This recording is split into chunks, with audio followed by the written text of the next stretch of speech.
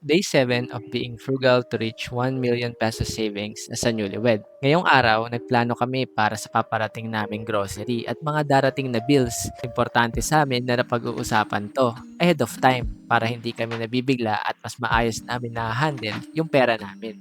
Pero bago yan, nag-crave muna kami sa iced coffee. Dahil sobrang init, instead na bumili sa labas, gumawa na lang kami sa bahay. Alam naman namin na iba talaga yung experience ng commercial coffee like Starbucks. Pero dahil may goal kami na 1 million savings, pinipili namin yung option na nakaka-enjoy pa rin pero mas tipid. Balik sa plano, kapag nag-grocery kami, talagang nililista namin yung mga kailangan namin para sa food at household needs. May mga wants din naman kami pero may limit lang.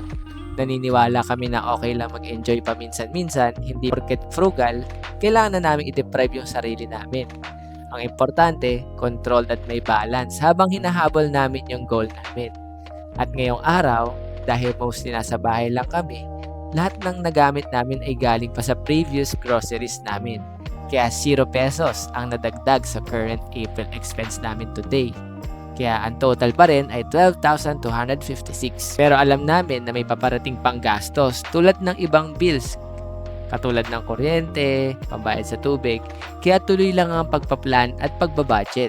Kaya samahan nyo kami sa journey na to, day 7 pa lang pero tuloy-tuloy na to.